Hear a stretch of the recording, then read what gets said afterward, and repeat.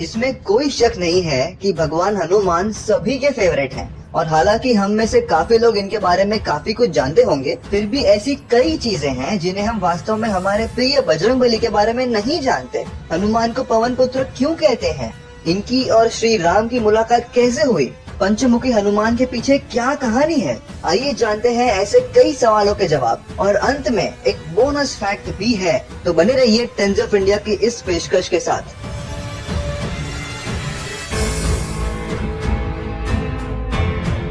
हनुमान के जन्म को लेकर कई कहानियां हैं, लेकिन 16वीं सदी में लिखे गए भावार्थ रामायण के अनुसार जब अंजना और केसरी पुत्र पाने के लिए शिव जी की पूजा कर रहे थे, उसी दौरान अयोध्या के राजा दशरथ भी पुत्र कामा यज्ञ कर रहे थे। राजा दशरथ को पवित्र हलवा मिला जो उनकी पत्नियों में बांटा गया, जिसके सेवन से राम, लक्ष्मण, भरत और शत्रुघ्न का जन्म हुआ। उसी दौरान एक चील ने उस हलवे का एक टुकड़ा छीन लिया और जंगल पर उड़ान भरने के दौरान गिरा दिया। हिंदू देवता वायु ने अंजना के हाथों में इस हलवे को पहुंचाया, जिसके खाने से हनुमान का जन्म हुआ। शायद इसीलिए हनुमान को अंजना, केसरी और वायु का पुत्र माना जाता है। हनुमान बचपन में शरारती थे और जंगलों में ऋषि मुनियों का सामान अस्त व्यस्त कर उन्हें परेशान करते थे। ये सोचकर कि हनुमान एक बच्चे हैं, ऋषि मुनियों ने उन्हें एक छोटा अभिशाप दिया कि वो अपनी क्षमताओं को याद करने में असमर्थ होंगे। और ये अभिशाप तब खत्म होगा जब कोई अन्य व्यक्ति उन्हें उनकी क्षमताओं के बारे में याद दिलाए। उन्हें किष्किंध कांड के अंत में अभिशाप से राहत मिलती है जब जंबवंत हनुमान को अपनी क्षमताओं की याद दिलाते हैं। बचपन में हनुमान सूर्य को पका हुआ फल समझकर उसे खाने निकल पड़े। राहु के समझाने पर हनुमान नहीं रुके। राहु ने देवों के राजा इंद्र से शिकायत की और इंद्रदेव को गुस्सा आया और उन्होंने हनुमान पर वज्र फेंका जो उनके जबड़े पर लगा। हनुमान पृथ्वी पर गिरे और बेहोश हो गए। इससे क्रोधित होकर हनुमान के पिता वायुदेव धरती से गायब हो गए और अपने साथ हवा भी ले गए। धरती पर सभी को सांस लेने में तकलीफ होते देख इंद्र ने अपने वज्र के प्रभाव को वापस ले लिया। सभी देवों ने हनुमान को पुनर्जीवित किया और वायु देवता को प्रसन्न करने के लिए हनुमान पर कई वरदानों के आशीर्वाद किए। वरुण देव ने हनुमान को आशीर्वाद दिया कि वो हमेशा पानी से संरक्षित रहेंगे। अग्नि ने आशीर्वाद दिया कि आग उन्हें कभी नहीं जला पाएगी। सूर्य ने उन्हें योग की 2 सिद्धि अर्थात लघिमा और गरिमा दी। लघिमा के साथ वो सबसे छोटा रूप प्राप्त कर सकते थे और गरिमा के साथ वो सबसे बड़ा रूप प्राप्त कर सकते थे।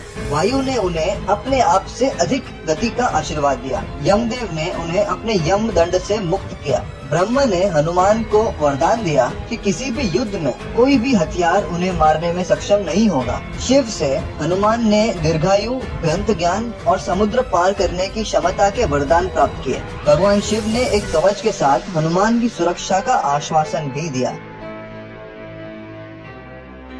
संस्कृत शब्द हनु का मतलब है जबड़ा और मान या मंत का मतलब है विकृत।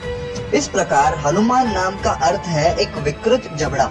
एक अन्य सिद्धांत के अनुसार ये नाम संस्कृत शब्द हान यानी मारे गए और मान मतलब गर्व से निकला है।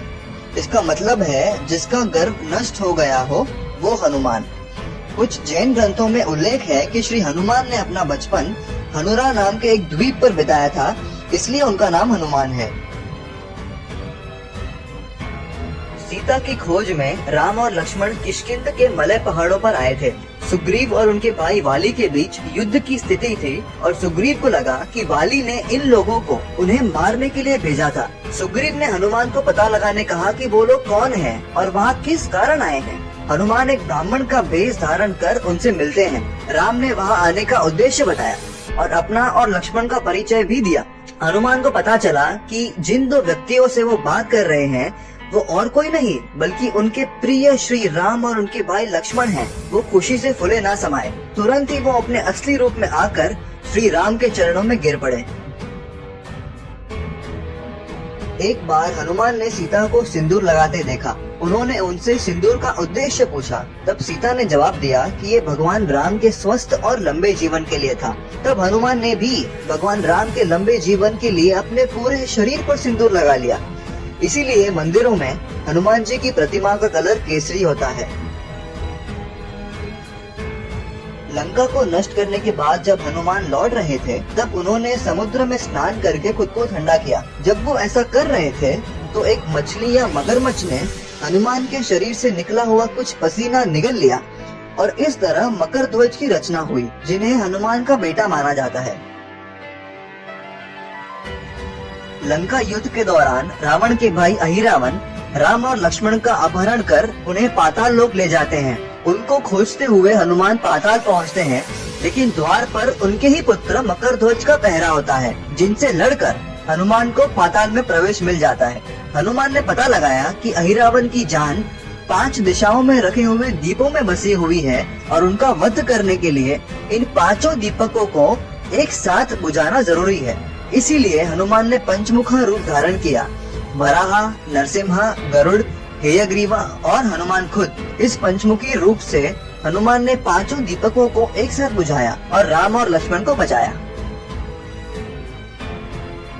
अयोध्या का ताज पहनने के कुछ समय बाद श्री राम ने अपने सभी शुभचिंतकों को औपचारिक रूप से पुरस्कार देने का फैसला किया। सीता ने अपने गले से सुंदर हार निकालकर हनुमान को भेंट दी। हार मिलते ही हनुमान उसमें लगे हर पत्थर को बारीकी से देखते हैं और उनमें राम और सीता का नाम तलाश करते हैं, क्योंकि अगर उनका नाम नहीं है तो हार उनके लिए कोई मूल्य नहीं रखता। इस पर कुछ लोग हनुमान का मजाक उड़ाने लगे और कहने लगे कि राम और सीता के लिए उनका सम्मान और प्रेम उतना गहरा नहीं हो सकता जितना हनुमान दिखा रहे हैं। जवाब में हनुमान अपनी छाती चीर के दिखाते हैं। राम और सीता को सचमुच हनुमान के दिल में देखकर सब आश्चर्यचकित रह जाते हैं और हनुमान की श्री राम के प्रति भक्ति और निष्ठा में विश्वास करने लगते हैं। संत तुलसीदास भगवान राम के भक्त थे और हर शाम वाराणसी घाट के पास रामचरितमानस पढ़ते थे। बहुत लोग उनको सुनने के लिए इकट्ठे होते थे। इस समय के दौरान संत तुलसीदास को किसी से पता चला कि भगवान हनुमान खुद बदसूरत दिखने वाले बूढ़े व्यक्ति के भेष में उनको सुनने आते हैं। अगले दिन तुलसीदास हनुमान जी को पहचानने में सक्षम थे और शाम का सत्र खत्म होने के बाद वो उस बूढ़े व्यक्ति का पीछा करते हैं। हनुमान जी से मिलते ही तुलसीदास उनके पैरों में पड़ जाते हैं। तब उन्होंने भगवान हनुमान को प्रसन्न करने के लिए हनुमान चालीसा लिखी थी। श्री हनुमान का वर्तमान संकट मोचन मंदिर उस जगह पर है जहां संत तुलसीदास को हनुमान के दर्शन हुए थे। तो दोस्तों, ये थी अपने सुपर हीरो हनुमान के बारे में कुछ मजेदार कहानियाँ। इस वीडियो को लाइक जरूर कीजिए, अपने दोस्तों के साथ शेयर कीजिए और कमेंट्स में बताइए आपको ये वीडियो कैसी लगी। नए हो तो सब्सक्राइब जरूर करना। जय बजरंगबली, जय हिंद।